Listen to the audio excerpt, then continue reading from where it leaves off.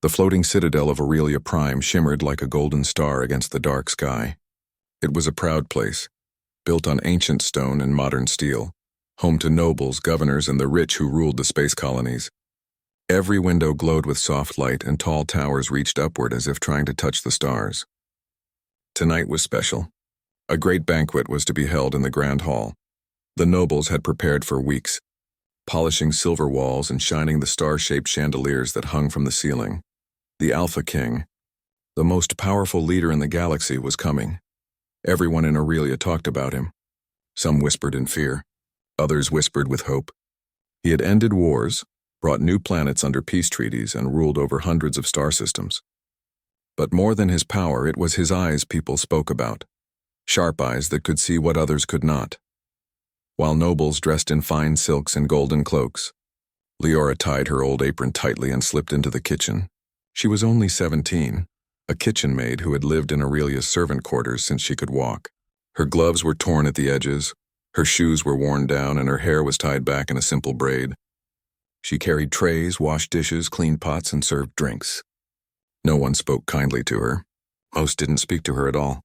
"Leora, hurry with those glasses," a cook barked, pointing at a silver tray filled with crystal cups. "Yes, ma'am," she answered softly. Her voice was small, like the quiet hum of a star engine in the distance. She balanced the tray carefully, her thin arms steady from years of practice. As she walked toward the Grand Hall, she could already hear the nobles laughing.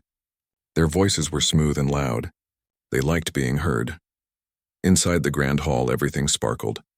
The ceiling was high and shaped like a dome, with thousands of small lights shining like stars. Long tables stretched across the floor, covered in white cloth and golden plates.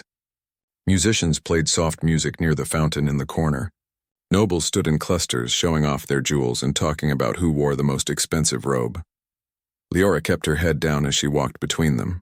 A lady in a red dress glanced at her torn gloves and wrinkled her nose. Two young noblemen laughed as she passed, covering their mouths with silk fans. "She looks like she came from the dust mines," one whispered. "Why let someone like that serve at a royal banquet?" the other replied. Leora heard them, but she didn't look up. She was used to it. Words like that had been thrown at her since she was a child. She told herself not to care. She told herself she was invisible, and invisible people didn't get hurt. She placed the tray on the table, refilled the cups, and moved to the side of the hall, where servants usually stood. From there, she watched the nobles spin and laugh. They looked like painted figures in a perfect picture. But she also saw something else, the way they smiled only at those more powerful than them, the way their eyes narrowed at anyone weaker. She had learned to see things others ignored. The doors at the end of the hall opened suddenly. Trumpets sounded. The music stopped. The Alpha King had arrived. He entered with quiet steps, wearing a long black uniform lined with silver threads that caught the light. His hair was dark and his expression calm, but his presence was strong, like the steady pull of a planet's gravity. He did not walk as if he wanted attention. He simply walked, and everyone turned to him as if they had no choice. Leora had expected a proud man who liked power. But he didn't smile at the nobles who rushed to greet him. He didn't seem interested in their jewels or their words. His sharp golden eyes moved slowly across the hall, watching everything with quiet focus. He saw the tables, the shining lights, the eager faces of the rich, and then his gaze stopped, on her. Leora froze. She felt his eyes on her like warm sunlight through glass. She wanted to look away, but something in that look held her still. It wasn't mockery. It wasn't pity. It was recognition, as if he saw something others didn't. She quickly lowered her head, hoping he would forget her. But the Alpha King did not look away. A guard leaned toward him, whispering something, but he raised a hand slightly. Silence spread again. "Strange," one noblewoman whispered. "Why is he looking at the maid?" Leora hurried toward the kitchen, her heart beating fast. She leaned against the cool wall, pressing her gloved hands together. What had just happened? Why him? Why now? Behind her, an older servant named Mira entered with another tray. She was the only person who sometimes spoke kindly to Leora. "You look pale," Mira said softly. "What happened?" "He looked at me," Leora whispered. "The Alpha King. He looked straight at me." Mira raised her eyebrows. Then he must have seen something special. Leora gave a small, nervous laugh. No, he saw a maid in torn gloves. But even as she said it, she felt something strange deep inside her. It was like a door opening, a feeling she had not felt since she was little. A warmth near her wrist began to pulse faintly. She lifted her glove slightly and saw it, a small mark glowing softly on her skin, a golden circle surrounded by 3 stars. Her breath caught. She remembered that mark. She had seen it when she was a child, hidden by her caretakers, always told never to show it to anyone. It's dangerous, they used to say. If they see it, you'll be taken away. She pulled the glove down quickly and looked around. No one had noticed. Mira had already gone back to the hall. Leora pressed her hands against her chest. The glow slowly faded, but her heart did not stop racing. The rest of the night moved like a slow river. Nobles gave long speeches about loyalty and glory. The Alpha King listened but said little. He sat at the head of the long table, but his eyes drifted away from the nobles often. Once or twice Leora felt his gaze again as she served water. Each time her hands shook a little more. At one point, as she passed near the fountain, she heard 2 noblewomen whispering, "Do you see her gloves?" One said, "Pathetic. She doesn't belong here. Servants should stay in the shadows." The other agreed. Leora's steps slowed, but she kept walking. She wanted to speak. She wanted to tell them she belonged more than they ever would. But that voice stayed silent inside her, locked behind walls of fear. Later, when the main meal ended, the nobles gathered near the great balcony to watch the ships outside. Hundreds of royal cruisers floated in the dark sky, their lights twinkling like constellations. The Alpha King stood near the edge, hands behind his back, silent and steady. Leora found herself nearby with a tray of sweet drinks. Her plan was to serve quietly and leave, but as she turned to go, his voice cut through the noise. "What is your name?" he asked. Leora froze. The nobles stopped talking. All eyes turned toward her. "Your Majesty," a governor said quickly, "she is just a servant. Not important." The Alpha King didn't even look at the governor. His golden eyes stayed on her. "I asked for her name," he said calmly. Her throat was dry. "Leora," she whispered. "Leora," he repeated slowly as if tasting the sound. "Thank you." It was a simple word, but it was the first time anyone of power had ever said it to her. A soft wave of shock passed through the crowd. A few nobles frowned. Others laughed under their breath. The governor forced a smile. "Your Majesty, she is—" "Nothing special." The Alpha King tilted his head slightly. "I will decide what is special." Leora lowered her head again, cheeks burning. She placed the tray down and rushed back toward the kitchen, heart pounding. She had never felt so seen, and it frightened her. In the quiet of the kitchen, she sat on a small wooden stool. The noise of the party faded behind the thick doors. She slowly pulled her glove off again. The mark on her wrist glowed softly in the dim light, pulsing like a heartbeat. Mira returned a few minutes later, closing the door behind her. "He spoke to you," she said, eyes wide. "Everyone is talking." "I didn't want him to," Leora whispered. "I don't want anyone to look at me." Mira knelt beside her. "Sometimes," she said gently, "you can't stay invisible forever. Sometimes the stars choose when to shine." Leora shook her head. "I'm just a maid." Mira's eyes softened. "Maybe you were." Far above the citadel, unknown to the nobles below, a satellite scanned the skies. In its quiet memory core, a hidden system recognized the pulse of Leora's royal mark. For centuries, no signal had been sent, but now it blinked awake and whispered through the stars, "The air lives." A soft hum spread through forgotten machines buried under the citadel. Lights flickered in dark tunnels no one had walked in years. Systems that had slept like stone began to stir. And high on the balcony, the Alpha King looked up at the stars with a small, knowing smile. He had seen the glow. He had recognized the mark. He had found her. The night of the banquet ended with loud music and polite smiles, but inside the citadel something old had awakened. Hidden machines deep below the marble floors sent quiet signals into the stars. The nobles had no idea. The cooks didn't hear it.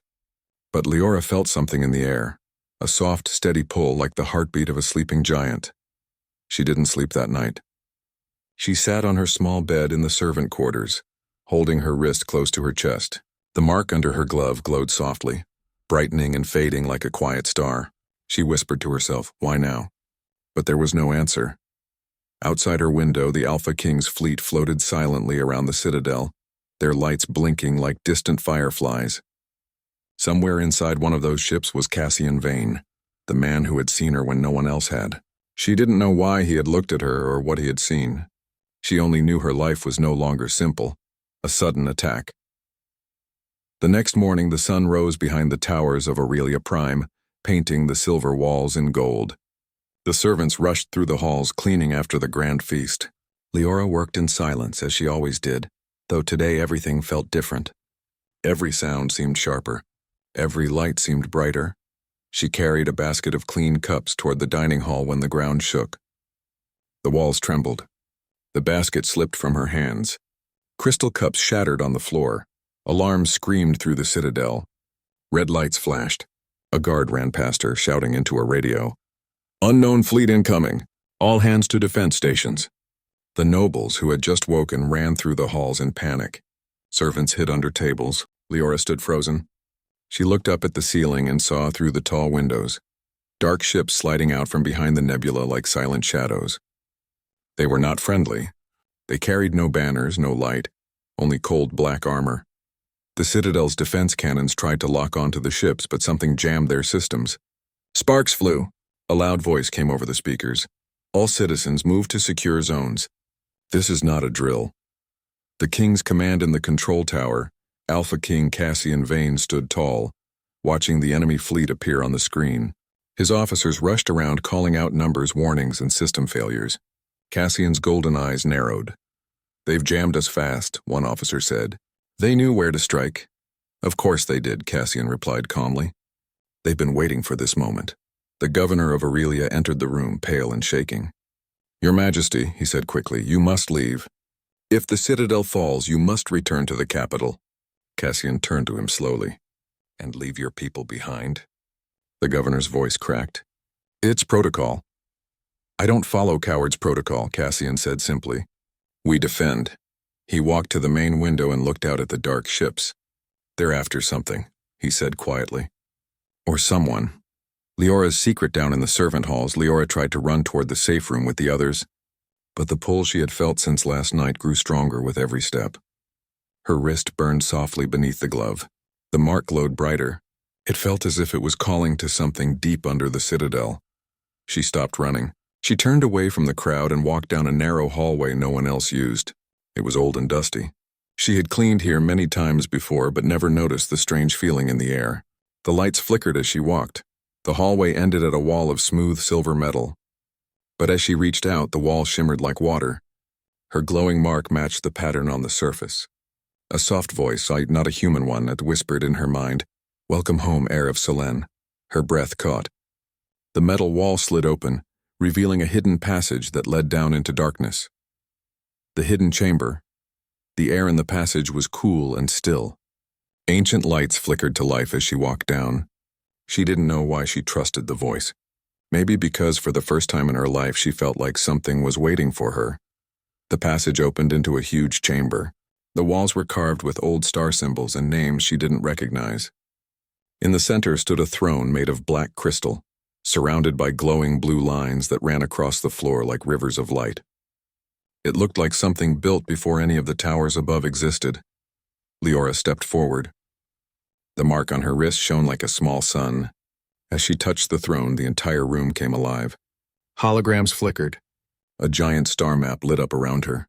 Thousands of points of light connected by golden lines floated in the air. "Line of Selene," the voice said softly. "Bloodline confirmed. Command access granted." Leora stepped back. No, I'm just a maid," she whispered. "You are the heir," the voice replied. "The last." Her heart pounded. All those years of being invisible, of hiding, of being laughed at, they all led to this moment. She didn't understand everything, but she knew one thing clearly. Someone had hidden her here to protect her.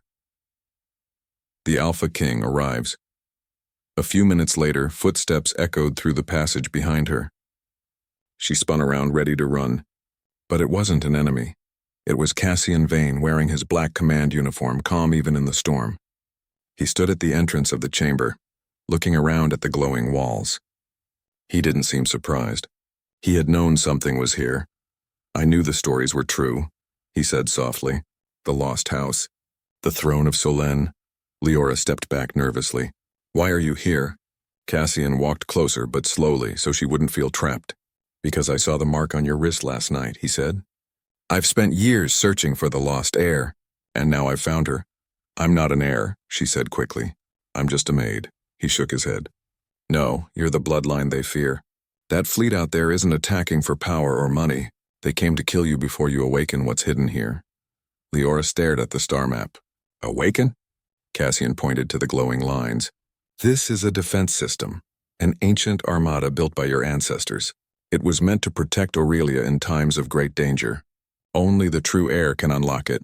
Rising to the throne, the citadel shook again. Dust fell from the ceiling. A loud explosion boomed above them.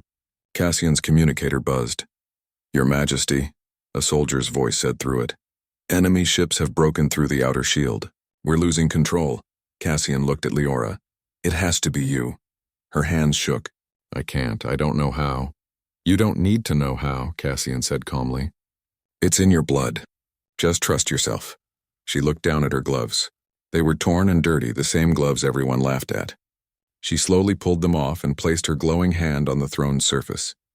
The chamber exploded with light. Golden beams shot across the room and into the walls. The star map grew brighter. Outside, deep under the citadel, old hangars opened. Huge ships buried for centuries rose into the sky like silent guardians. The nobles in the upper halls screamed in shock as a golden armada appeared above Aurelia. They were unlike any ship in the galaxy, their hulls smooth and glowing like morning light. The battle. The enemy fleet saw the armada appear and opened fire.